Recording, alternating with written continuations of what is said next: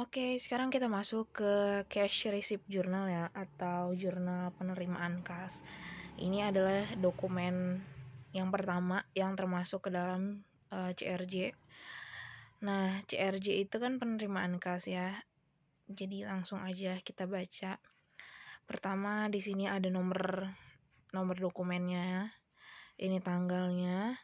Ini nomor cek. Kalau misalnya ditanyain nomor cek.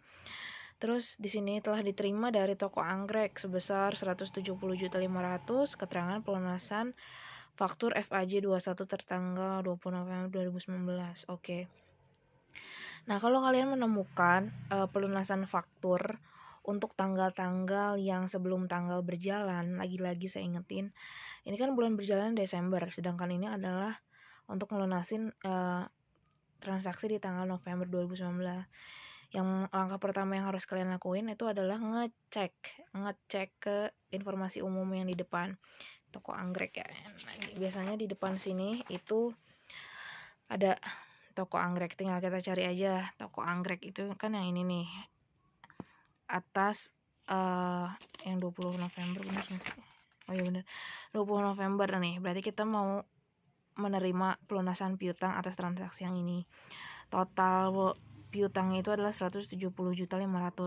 Nah, di sini kenapa fungsinya kita ngecek di sini? Karena biar kita tahu apakah ada termin pembayaran atau enggak ya. Jadi kita bisa tahu si toko anggrek ini dapat potongan atau enggak potongan pelunasan. Nah, di sini kan di keterangan ini tuh enggak ada termin sama sekali kan. Jadi ya udah, berarti enggak ada potongan apapun. Jadi langsung aja kita catat ke jurnalnya. Nah, yang di sini ya. Yang pertama ini tanggal 4, tulis invoice numbernya, toko anggrek 170.500.000 di cash in bank. Ingat, karena ini cash receipt, jadi kita menerima uang, artinya kas kita bertambah, dan kalau kas bertambah itu nyatetnya di debit. Jadi langsung tulis aja 170.500.000. Nah, yang dikreditnya apa? Ya tentu saja si piutangnya. Kan dia kan ngelunasin piutang. Ya berarti artinya piutang dia berkurang. Nah, kalau piutang berkurang dicatatnya sebelah kredit. Jadi langsung aja ditulis 170.500.000 rupiah. Karena ini nggak ada potongan kayak gitu ya. Kita langsung cari tanggal atau dokumen berikutnya yang termasuk CRJ. Oke, lanjut. Dokumen berikutnya yang termasuk CRJ itu adalah dokumen nomor 11. Ini nomornya BKM 1202 tanggal 14 Desember 2019. Ini diterima dari toko Kenanga sejumlah 171.600.000 rupiah atas pelunasan faktur tanggal 7 Desember dikurangi dengan sales retur.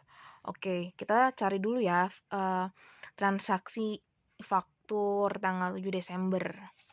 Nah, tanggal 7 Desember itu nih ya. Ini di sini kita cari apakah ada termin atau enggak. Pertama kita lihat di sini terminnya N/30. Berarti kan enggak ada potongan apapun yang terjadi kan. Jadi enggak usah kita kurang-kurangin gitu. Nah, terus total utang si toko Kenanga itu sebenarnya 195.800.000. Tapi yang dia bayar hanya 171.600.000. Ini kenapa segini, Bu? Padahal kan dia nggak ada potongan. Iya, karena di sini udah dijelasin, dikurangi dengan sales retur. Jadi ada retur penjualan gitu, ya. Jadi ya udah langsung kita catat sejumlah 171 juta ini aja.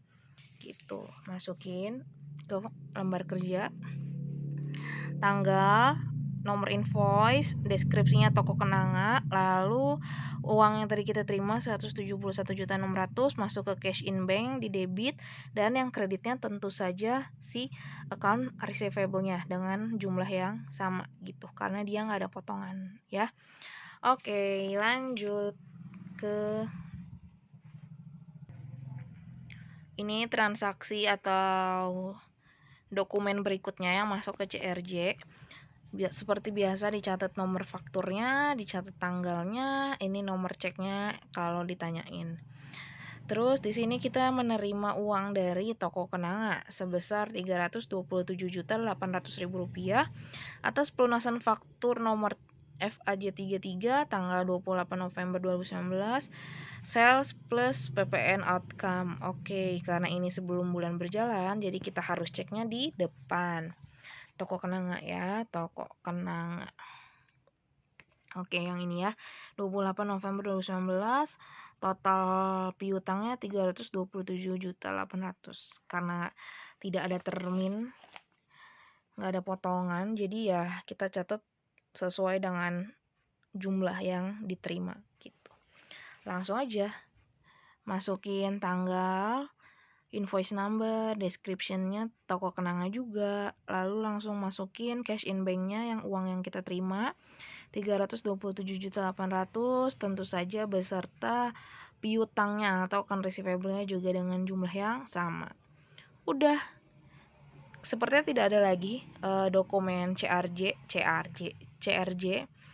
Jadi cuma 3 ini, dan seperti yang udah saya bilang kemarin, kalau soal kali ini itu banyak berkurang dibanding soal latihan kita yang pertama. Iya jelas, karena saya termasuk salah satu orang yang menyusun soal ini. Memang kami sengaja mengurang-ngurangin soal buat siswa corona yang udah saya bilang. Jadi transaksinya pun yang dipilih yang simple, kayak ini aja nggak ada potongan penjualan sama sekali kan. Jadi bener-bener tinggal masukin cash in bank sama masukin account receivable-nya, sesimpel itu, dan cuma 3 transaksi. Kalau di latihan kita yang pertama kan cash receipt sama cash payment itu banyak banget kan. Nah ini cuma 3 aja, jadi kan sangat memudahkan kalian. Harusnya sih kalian langsung lancar banget ngerjainnya gitu. Terus kalau udah semua, jangan lupa ditotalkan ke bawah. Ini total cash in bank dan ini total account receivable-nya gitu. Jangan lupa juga ditulis account number-nya gitu. Selesai sampai sini cash receipt. Kita lanjut ke video berikutnya.